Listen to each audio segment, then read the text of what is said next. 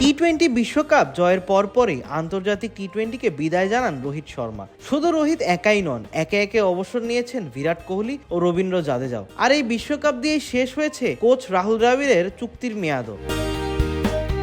এদিকে অধিনায়ক হিসেবে বিশ্বকাপ জয়ের পর কিভাবে সেটা উদযাপন করবেন তা নাকি বুঝতে পারছিলেন না রোহিত। সংবাদ সম্মেলনে এমনটাই জানিয়েছিলেন তিনি, আর সেখানেই নিজের অবসরের ঘোষণাটাও দিয়ে বসেন ডানহাতি এই ব্যাটার।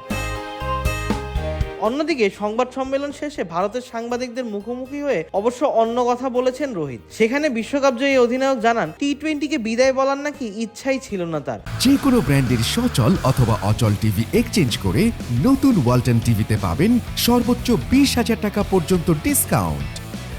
ওয়ালটন। কিন্তু পরিস্থিতিটা এমন ছিল যে এটাকে তার কাছে মনে হয়েছে অবসর নেওয়ার সঠিক সময়। বার্বাডোসের ফাইনালে দক্ষিণ আফ্রিকাকে 7 রানে হারিয়ে টি-20 দ্বিতীয় শিরোপা ঘরে তুলে ভারত। এরপর সংবাদ সম্মেলনে আন্তর্জাতিক টি-20 থেকে অবসর নেওয়ার ঘোষণাও দেন রোহিত। আর ঘোষণা দেওয়ার সময় তিনি বলেন, এটা ছিল আমারও শেষ ম্যাচ। বিদায় বলার জন্য এর চেয়ে ভালো সময় আর হয় না। আমি টি-20 বিশ্বকাপের ট্রফিটা খুব করে পেতে চেয়েছি। এর অনুভূতি ভাষায় প্রকাশ করা কঠিন।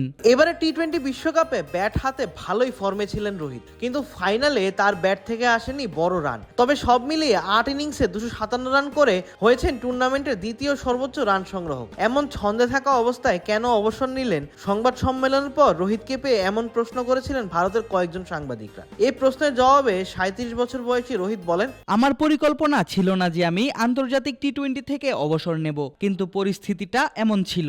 আমি ভাবলাম আমার জন্য এটাই সঠিক পরিস্থিতি। বিশ্বকাপ জিতে বিদায় বলার চেয়ে ভালো পরিস্থিতি আর হতে পারে না। এই কারণেই আমি এমন সিদ্ধান্ত নিয়েছি।